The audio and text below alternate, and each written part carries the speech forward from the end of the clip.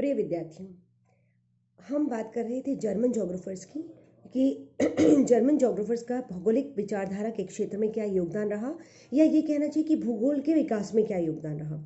भूगोल के विषय क्षेत्र को समझने में, भूगोल की परिधि को समझने में, पृथ्वी के ज्ञात क्षेत्रों के बारे में समझने में, इन सब भूगोलवेत्ताओं ने अपना अपना योगदान दिया और हमारी विषय को समृद्ध किया। इसी कड़ी में जो अगले भूगोलवेत्ता हैं जिनकी बात हम आज कर रहे हैं, वे हैं फ्रेडरिक रेट्ज़ल। ये भी जर्मन भूगोलवेत्ता थे।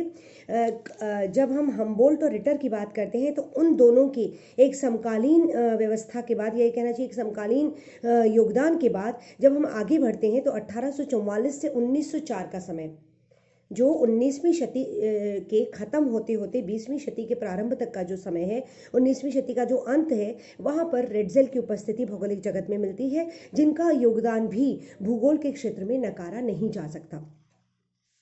रेट्ज़ल के बारे में जब हम बात करने के लिए आगे बढ़ेंगे तो सबसे पहले हम ये देखते हैं कि रेट्ज़ल यात्री थे, फील्ड जोग्राफर थे। उन्होंने बहुत ट्रैवल किया है। उन्होंने यूरोप, अमेरिका, यूनाइटेड स्टेट्स, संयुक्त राज्य अमेरिका, मैक्सिको, क्यूबा, इन क्षेत्रों की यात्राएं व्यापक रूप से की हैं। एशिया, अफ्रीका तक शायद बहुत ही नहीं जा पाए, लेकिन इन एरियाज़ की यात्राएं इन्होंने व्यापक रूप से की और अपने ऑब्जर्वेशंस को लिपिबद्ध करते हुए इन्होंने भौगोलिक जगत में अपनी कुछ अवधारणाओं को विकसित किया। रेट्ज़ल जूलॉजी के ज्ञाता थे, जियोलॉजी के ज्ञाता थे, बॉटनी के ज्ञाता थे, एनाटॉमी के ज्ञाता थे। तो बहुत ये हम इससे हम ये समझते हैं कि रेट्ज़ल भी प्राकृतिक विज्ञानों को पढ़ते हुए प्राकृतिक विज्ञानों के संबल के साथ भूगोल के क्षेत्र में उतरे थे। तो प्राकृतिक विज्ञानों का जो भी दखल है या जो प्रभाव है वो इनके अध्ययनों में देखने को मिलता है। एक बहुत बड़ा जो इनके अध्ययन में या इनके भौगोलिक योगदान में जो बहुत बड़ा इम्पैक्ट मिलता है वो मिलता है डार्विन की थ्योरी का।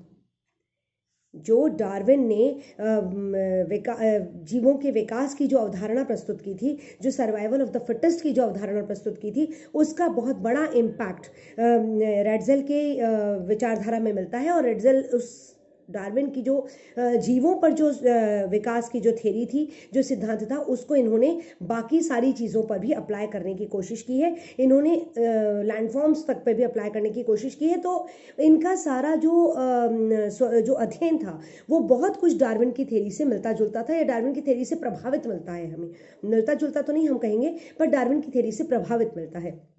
और डार्विन की थ्योरी को आधार मानकर इन्होंने अपने अध्ययन को आगे बढ़ाने का प्रयास किया। इन्होंने मानव भूगोल में महत्वपूर्ण योगदान दिया। इन्होंने मानव के विकास की बात की और विभिन्न क्षेत्रों में उपस्थित मानव समुदायों की विभिन्न प्रजातियों, विभिन्न राष्ट्रों, इन सब को इन्होंने एक व्यवस्थित रूप से अध्ययन करने का प्रयास किया। इन सब की कंपैरेटिव स्टडी भी इन्होंने प्रस्तुत की। तो मानव भूगोल की एक जो सिस्टमेटिक स्टडी है वो हमें रेट्ज़ल से मिलती है। मानव भूगोल का अध्ययन पहले भी किया जाता रहा। फिजिकल वर्सेस ह्यूमन ज्योग्राफी के डायकोटॉमी ने भी अपने पैर पसारने शुरू कर दिए थे भौगोलिक जगत में। लेकिन ये भी सच है कि मानव भूगोल का इटसेल्फ व्यवस्थित जो अध्ययन है वो रेट्ज़ल से पहले नहीं मिलता है। रेट्ज़ल ने इस अध्ययन को एक व्यवस्थित स्वरूप प्रदान किया और मानव को भूगोल के क्षेत्र में प्रमुखता दी। इन्होंने मानव की विभिन्न प्रजातियों, विभिन्न मानव समुदायों का जो वितरण पृथ्वी के धरातल पर मिलता है विभिन्न प्रदेशों में, उनका विवरण इन्होंने प्रस्तुत किया, उनका एनालिसिस करने का इन्होंने प्रयास किया। तो इसीलिए कहा जा सकता है कि ह्यूमन ज्योग्राफी का जो पहला व्यवस्थित अध्ययन मिलता है वो रेट्ज़ल से मिलता है। इन्होंने सबसे पहले एक और महत्वपूर्ण जो इनका योगदान मिलता है वो ये है, इन्होंने सबसे पहले एंथ्रोपोजोग्राफी शब्द का प्रयोग किया। एंथ्रोपोजोग्राफी, जो कि, और इसको इन्होंने भौगोलिक अध्ययन की प्रमुख विषय वस्तु बताया। यहीं से मानव का विकास, मानव की विभिन्न प्रजातियों का विकास, रिटर ने भी ये जिक्र किया था कि अफ्रीका के लोग ब्लैक्स होते हैं और अमेरिका के रेड्स कहे जाएंगे और एशियन कंट्रीज़ के येलो स्किन के होते हैं, यूरोपियन कंट्रीज़ के वाइट स्किन के होते हैं। लेकिन इससे ज़्यादा इनका किस प्रकार से विकास हुआ, किस प्रकार से इनका पृथ्वी के धरातल पर वितरण मिलता है, किस प्रकार से प्रजातियों की सुपीरियरिटी और इन्फीरियरिटी निर्धारित होती है, इस तरह की बात कहीं रिटर ने नहीं की। लेकिन रेट्ज़ल ने इस ओर भी ध्यान दिया है। रेट्ज़ल का प्रमुख ध्यान इसी ओर रहा है।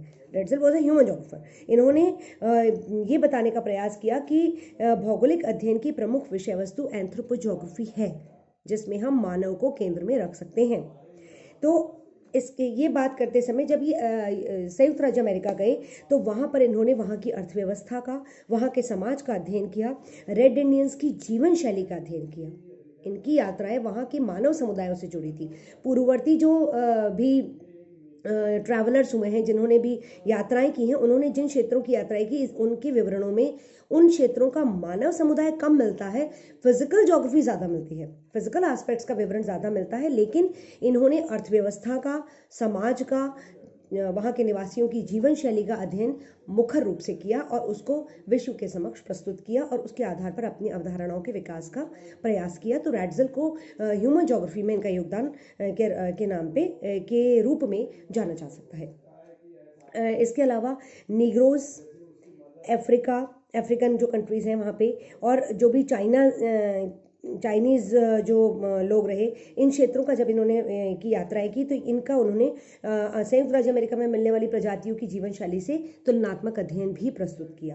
तो ये बताना चाहते थे कि विभिन्न क्षेत्रों में, विभिन्न प्रदेशों में जब मानव प्रजातियों का विकास मिलता है, मानव प्रजातियों का वितरण मिलता है, तो विभिन्न प्रदेशों में उनकी जीवन शैली में, उनके सामाजिक व्यवस्था में, उनके सांस्कृतिक विकास में, उनकी अर्थव्यवस्था में क्या डिफरेंस मिलता है और क्यों मिलता है।